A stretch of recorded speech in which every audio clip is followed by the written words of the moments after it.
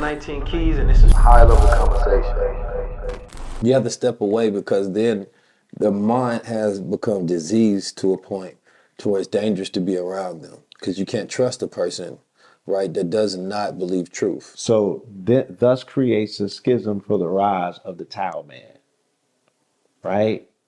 Because you have to break free at this point in order to have a unique, concentrated thought that is something that's in line with mathematical precision, right? I added this up and this is what it came up to. And if I can't share it over here, if it's not value, that's truth. And it's only one truth. You know what I'm saying? Right. If it's not valued as truth, then where do I take it? And when they say when you are separate, what do people say? You are on your way. Oh, You're on your own. And separation would equal ownership, right? And so in that ownership, you have to take accountability for everything. All of your ideas, your beliefs, the things that you've done. And so there's this group of people who are willing to take ownership of self, right?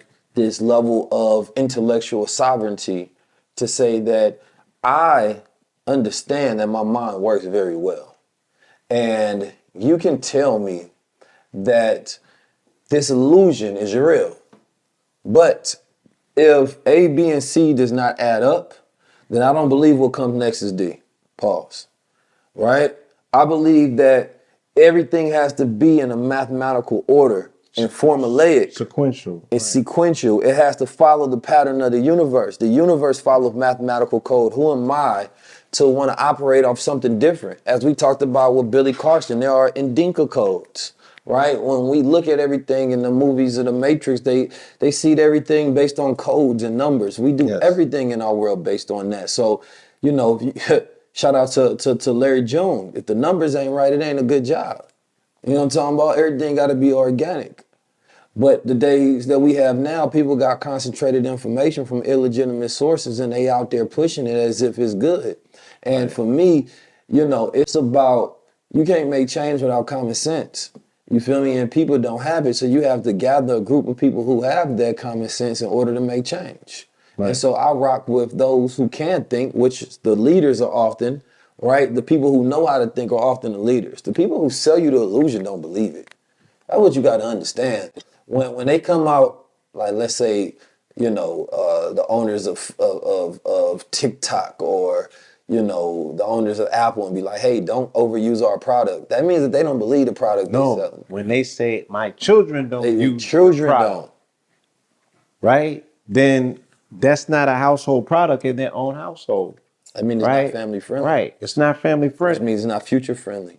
How can you take pride in handing something down to a child that doesn't participate in a thing that you're handing them? How they gonna covet that thing which you're handing them? How they gonna protect it? How they gonna breathe life into it? How they gonna take it to the next level if they never participated in it to begin with and you told them that it was dangerous? So, but they're looking at you as a purveyor of falsehood? Because when we talking about the great illusions, I think we're going to, you know, we can get into another part of our conversation in a second, but this is such a good thought process because we're definitely about to go into the era where the illusion will be over your eyes and in your reality. So deeply connected to it, how can one say what's real and what's not? The distinguishment from reality and illusion, right, will be so well done, nobody's going to know it's a magic trick. Yes. Right?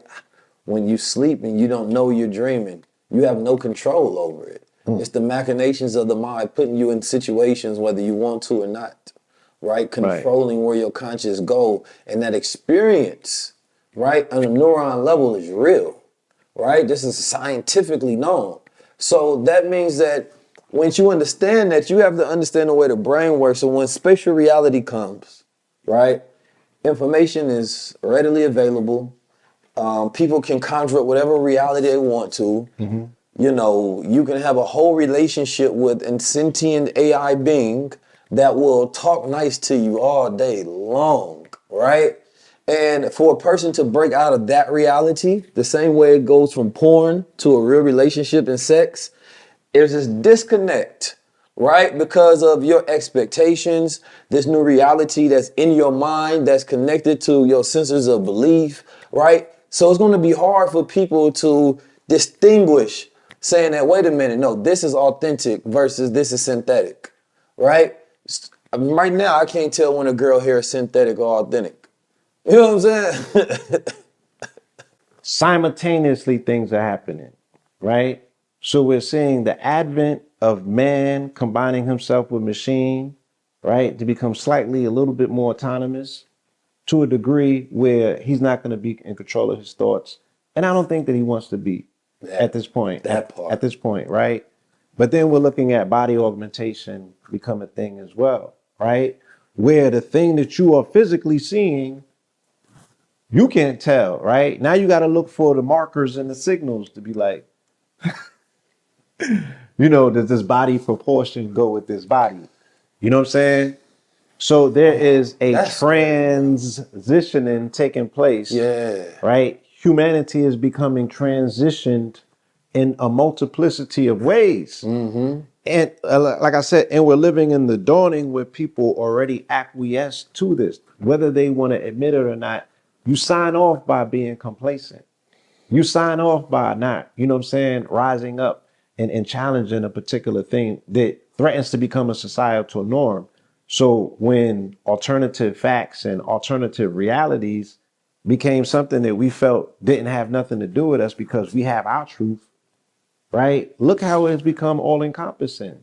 And then the violation of body autonomy, or body sovereignty, should I say, before body autonomy, the body sovereignty was violated by people's level of acquiescing. Like it was your life over your livelihood, and they chose the livelihood. So there are consequences for decisions that are made when a populace of people make it to say, this is the way that we choose that humanity is going, or our non-choice, right, allows humanity to be shifted in this particular place, right?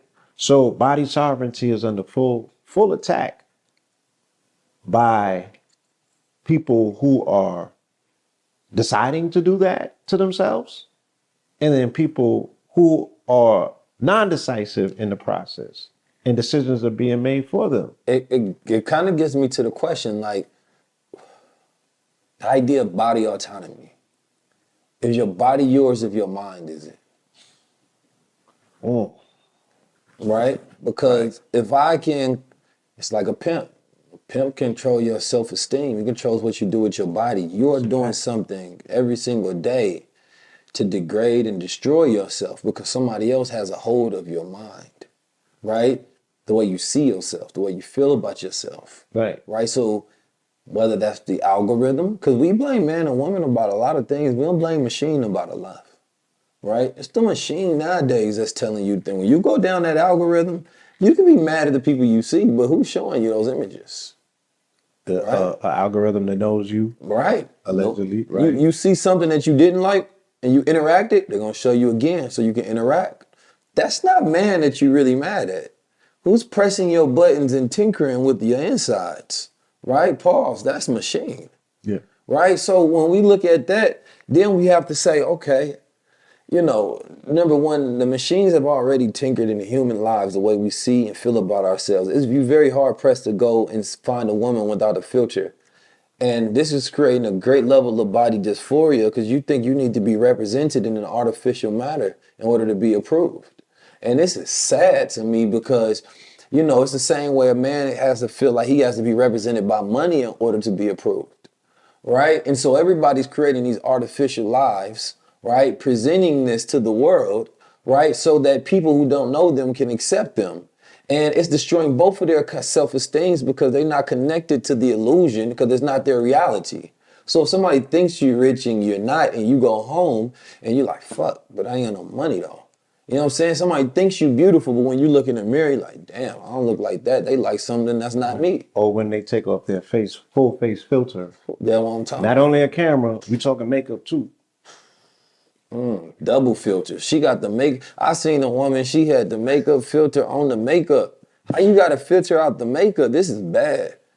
All right, and this has nothing to do with men. I want to say that this is machine, this is industry, this is business, this is capitalism. This is about you being so insecure that you feel like your face is a liability, so you have to cover it up in order to be appreciated.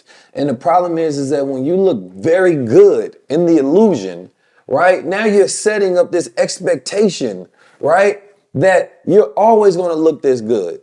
But when you take this off and you don't Right. look like that, now it's a disappointment. But now this disconnection is going to leave you disappointed because somebody go disconnect from you, right? Because it's like, wait a minute, that's not what I signed up for. That ain't what I signed up for at all. What's that? Whoa, you should have let me see this up front. I'm seeing I women need to see the upfront fees. with I need to makeup know what it costs to be with you. in the gym. Oh my God. I'm seeing women with makeup at the beach. It's sad, man. You Right. gotta keep that filter on 24/7. And these AI filters is getting so goddamn good. You gonna be going live with a lady and the filter still gonna be filtering.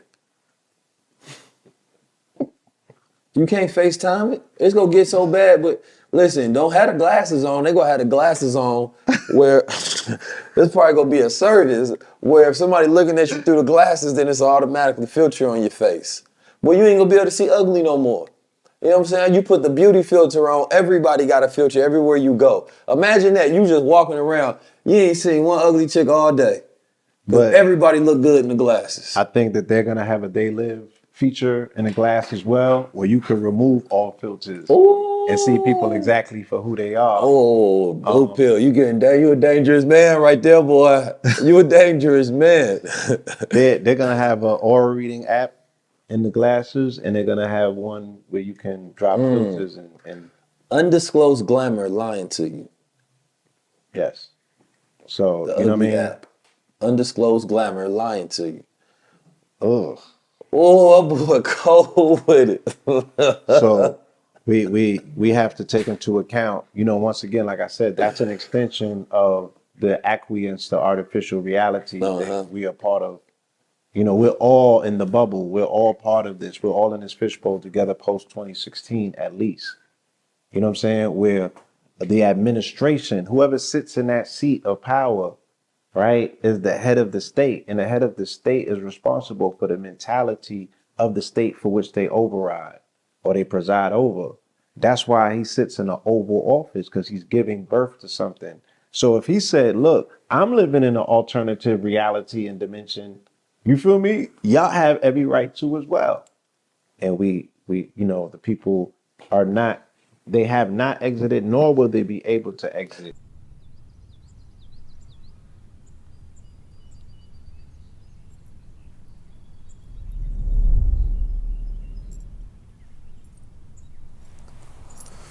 The world is made for those who take advantage of it. I think most people get it wrong that the world owes you something. The only thing that you should think about is, what do you owe to yourself with this opportunity you've been given and the time that you live in? Every time has an opportunity.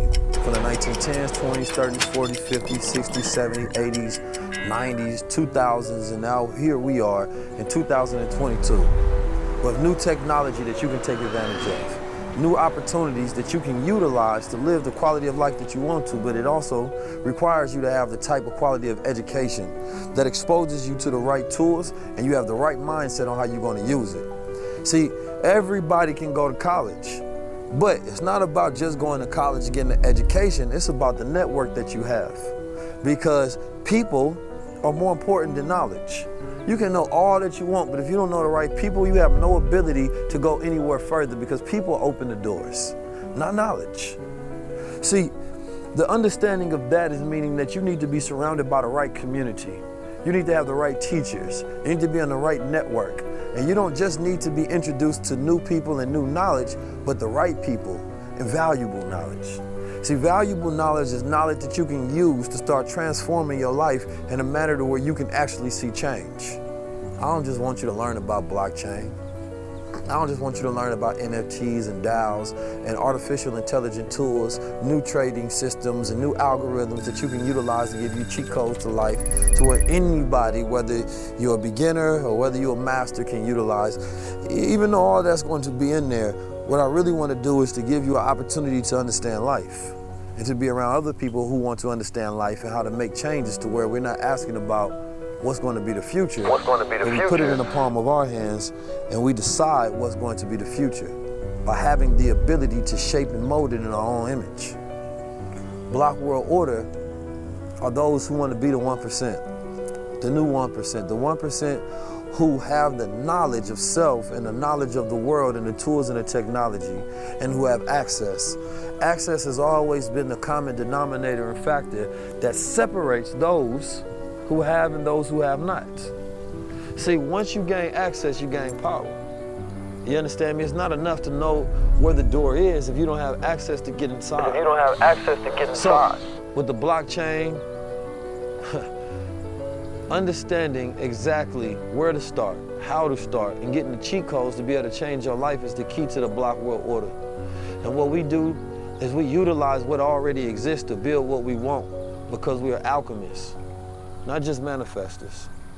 You know, the manifestors, you try to think positive and things come to you. And we know the law of attraction and how that works, but the constitution of the universe of laws is not only utilizing the law of attraction, but the law of focus, the law of community. So you can create laws in this universe as well by taking the existing energy and forming it in a way that will be useful to you. But you have to have principles, guides, order, structures, you understand me, and a core of things that you actually follow. Block world order is not just about development of you economically, but spiritually and mentally. Make sure y'all tap in because we function as an order. And in a world where we're all distracted and we're losing focus on a daily basis, we can all use more order because order is the first law of the universe. Tap in.